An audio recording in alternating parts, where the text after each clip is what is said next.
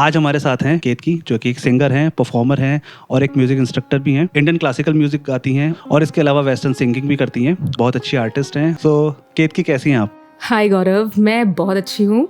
आप अपने बारे में और आपकी म्यूजिकल जर्नी के बारे में हमें थोड़ा बताइए। ओके, सो मैंने इंडियन क्लासिकल म्यूजिक से सबसे पहले स्टार्ट किया था। मैंने गांधर्व महाविद्यालय से अपनी विशारद करी है। विशारद is equivalent to BA degree. उसके बाद मैंने मास्टर्स करी। पोस्ट ग्रेजुएशन मेरी खैरागढ़ यूनिवर्सिटी से हुई, इंडियन क्लासिकल वोकल्स में ही।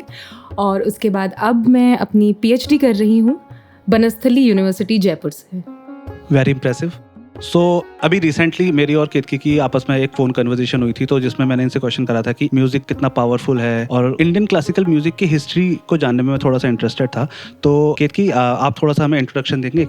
ज़रूर। इंडियन क्लासिकल की जो रूट्स हैं वो बहुत ज़्यादा डीप है और बहुत एंशिएंट टाइम से है। आई थिंक 6000 साल पहले इस म्यूजिक की शुरुआत हुई थी आज से। उस टाइम देवी देवताओं का संगीत बेसिकली इसको माना जाता था, क्योंकि अगर आप इंडियन कल्चर को देखेंगे तो हम लोग बहुत ही पहले से भगवानों की पूजा करते आ रहे हैं और माना जाता है कि भारतीय संगीत की शुरुआत तब से हुई थी। लेकिन उस टाइम पर इसको गांधर्व संगीत कहा जाता था और जो कोई नॉर्मल लोग थे वो लोग इसको नहीं सीख पाते थे, क्योंकि इसके नियम, इसके रूल्स बहुत ज़्यादा टफ होते थे जो कि हर कोई इंसान उसको फॉलो नहीं कर पाता था। और ये म्यूजिक मोक्ष प्राप्ति के लिए लोग सीखते थे। पर धीरे धीरे, जैसे कि आपको पता है कि टाइम चेंज हुआ और फिर देशी संगीत आया, लोगों तक वो पहुंचने लगा और लोगों को वो अच्छा लगने लगा। लोगों को उसमें एंटरटेनमेंट मिलने लगा कि म्यूजिक सिर्फ मोक्ष प्राप्ति के लिए नहीं, ये लोगों को मनोरंजन भी दे सकता था। लोगों को ये चीज़ समझ में आई। जैसे आज के टाइम पे अगर हम सुने तो राग, आपको पता होगा, सब लोग जनरली जानते ही हैं कि राग मतलब इंडियन क्लासिकल म्यूजिक और शास्त्रीय संगीत से रिलेटेड है कुछ। तो ऐसे ही सबसे पहले, बहुत पहले जब संगीत शुरू हुआ, उस टाइम पर प्रबंध गायन होता था। धीरे धीरे वो इजी हुआ, उसका एक संशोधित रूप आया। फिर ध्रुपद आए, उसमें 4 तरह के होते थे, स्थाई यंत्र, संचारी, अभोग। उसके बाद वो इजी हुआ, लोगों तक पहुंचा। उसके बाद रागिनियाँ आई। रागिनियों का भी ट्रेंड फिर खत्म हो गया। उसके बाद जो बचे वो सिर्फ राग बचे और अब तक राग जो है वो फॉलो हो रहे हैं। जब मुगल आए थे तो हमारे संगीत में ध्रुपद की जगह फिर ख्याल गायन हो गया, क्योंकि ख्याल जो है फारसी का वर्ड है, अगर आप देखेंगे तो ख्याल गायन ज़्यादा ट्रेंड में आ गया। बट फिर भी रागों का जो अस्तित्व था वो बचा रहा, वो अभी तक है। लेकिन थोड़ा बहुत चेंज उस टाइम पर आया था म्यूजिक में। प्रबंध, ध्रुपद और ध्रुपद के बाद फिर राग, जो कि अब तक चलते आ रहे हैं। साउथ इंडियन म्यूजिक नहीं ज़्यादा चेंज हुआ, या मैं कहूँगी कि हुआ ही नहीं, क्योंकि जो मुगल आए थे वो सिर्फ नॉर्थ तक रहे और वो साउथ तक नहीं गए। तो साउथ इंडियन म्यूजिक एक ऐसा म्यूजिक है जो वैसा था उस समय पे, वो आज भी वैसा ही है। लेकिन भारतीय संगीत ने बहुत ज़्यादा उतार चढ़ाव देखे हैं। और एक समय ऐसा भी था कि जब कहा जाता था कि मुगलों का एक ऐसा काल आया था कि जिस टाइम पर उन्होंने बिल्कुल ऐसा कर दिया था कि जो शास्त्रीय संगीत को गाएगा उसको मार ही दिया जाएगा। उसकी नींव को ख़त्म करने की कोशिश की गई थी। लेकिन फिर भी कुछ लोगों ने उसको नहीं छोड़ा। लोगों ने अपने घरों तक सीमित रखा, अपने बच्चों तक को सिखाया और थोड़े ही लेवल पे, लेकिन उस संगीत को अपने पास बचा के रखा। तो कभी कभी ये पढ़ के बहुत ऐसा लगता है कि कितने बुरे वक्त से म्यूजिक निकला और आज इतने बड़े लेवल पे है कि वर्ल्ड वाइड सब लोग जानते हैं कि इंडियन म्यूजिक एक कल्चर है। Very well said. सो आपने जैसे बताया कि पहले जो म्यूज़िक था वो मोक्ष प्राप्ति के लिए एक तपस्या साधना हुआ करती थी, तो फिर ये अभी आज के डेट में हम लोग सुनते हैं तो बस एक एंटरटेनमेंट का साधन की तरह हम म्यूज़िक को देखते हैं। कैसे हम डिफरेंशिएट करें कि कौन सा म्यूज़िक आपको मोक्ष प्राप्ति की तरफ लेके जा रहा है और कौन सा म्यूज़िक हमें अवॉइड करना है, जो कि हमारे लिए सही नहीं है?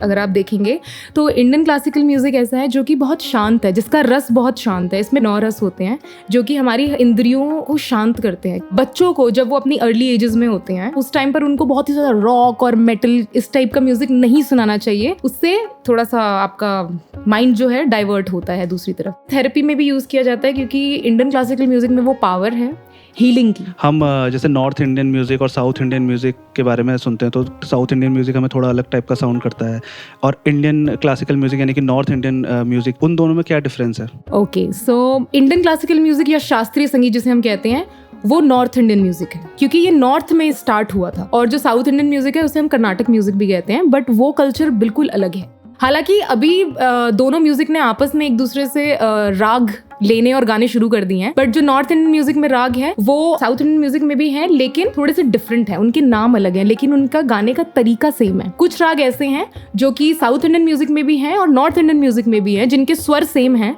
लेकिन उनके नाम अलग हैं।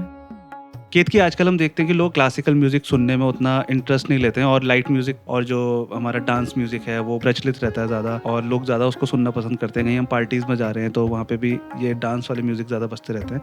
क्लासिकल म्यूजिक की तरफ लोग उतना इंक्लाइंड नहीं होते या उसको सुनना पसंद नहीं करते, तो आपका क्या कहना है इस बारे में? आई थिंक उसका एक मेन रीज़न ये है कि लोगों के अंदर अब उतना पेशेंस नहीं रहा। हमारी लाइफ इतनी फास्ट हो गई है कि हमारे पास खाना खाने तक का टाइम नहीं होता है। लोगों के अंदर उतना पेशेंस नहीं है, उतना टाइम नहीं है, क्योंकि इंडियन क्लासिकल चीज़ ऐसी है कि उसको सुनने के लिए और उसको सीखने के लिए आपको बहुत पेशेंस चाहिए, बहुत ठहराव चाहिए आपके अंदर, तब जाके आप उसको सीख सकते हो या उसको समझ सकते हो। कुछ चीज़ें ऐसी होती हैं जो हमारे को टाइम देना पड़ता है, तब हमें समझ में आती है और अच्छी लगने लगती हैं। तो इंडियन क्लासिकल भी बिल्कुल वैसा ही है कि तो हमारी इतनी बिजी लाइफ है, डेली लाइफ में हमारे पास इतना टाइम होता नहीं है, तो इसलिए लोग जनरली उस म्यूज़िक को ना सुन के उस तरह का म्यूज़िक सुनते हैं जो कि फास्ट है, क्योंकि वो उनके नेचर को और उनकी पर्सनैलिटी को मैच कर रहा है। मेरी जो गुरु थी, उनके पास बहुत स्टूडेंट्स थे क्लास में, तो जब भी कोई गाता था तो उनके गाने से, हर एक के गाने को सुन के वो ये बता सकती थी कि किसकी लाइफ में कितना ठहराव है, क्योंकि हमारे नेचर अलग अलग होते हैं। कुछ होते हैं बहुत ही फनी और मतलब बहुत ही चुलबुले टाइप के नेचर होते हैं, चंचल नेचर होता है, कोई बहुत ठहराव वाला इंसान होता है, तो वो कहीं ना कहीं आपके गाने से दिखता है। इंसान के अंदर ठहराव है, पेशेंस है, बहुत डिसिप्लिन है, तो मुझे लगता है कि वो बहुत इजीली इंडियन क्लासिकल को परस्यू कर सकता है, क्योंकि उसके लिए आपको बहुत ठहराव चाहिए। ये चीज़ अब मुझे बहुत समझ में आती है, क्योंकि मैं जब एज अ टीचर काम कर रही हूँ, कुछ बच्चे ऐसे देखती हूँ जो कि इंडियन क्लासिकल सीख रहे हैं, उनके अंदर ठहराव है, वो उनकी आवाज़ से झलकता है जब वो कुछ गाते हैं। और एक बच्चा जो अच्छा गा रहा है, सब कुछ ठीक है उसके साथ में, लेकिन वैसे वो बहुत चुलबुला है, तो उसके अंदर वो ठहराव महसूस नहीं होता। तो पहली चीज़ जो म्यूज़िक है वो आपके अंदर से ही निकलता है। तो अगर आपको उस ठहराव से किसी तक पहुंचाना है म्यूज़िक, मतलब किसी इंसान तक पहुंचाना है, तो उसके लिए आपको वैसा बनना पड़ेगा, तब जाके वो चीज़ आपके अंदर से निकलेगी। जिस चीज़ से आपको शांति मिलती है, सुकून मिलता है, वही म्यूज़िक है। मैं कभी किसी म्यूज़िक में डिफरेंस नहीं करती हूँ, क्योंकि मैं पर्सनली खुद ही सब तरह का म्यूज़िक गाती हूँ, सुनती हूँ, सीखती हूँ। ये पर्सन टू पर्सन वेरी करता है। मेरे लिए इंडियन क्लासिकल बहुत इंपॉर्टेंट है, क्योंकि उसने मुझे बहुत ठहराव दिया है जिंदगी में। अच्छा, अगर किसी पर्सन को अपनी वोकल इम्प्रूव करनी हो तो आप उनको कुछ बेसिक 5 टिप्स जो आप देना चाहें?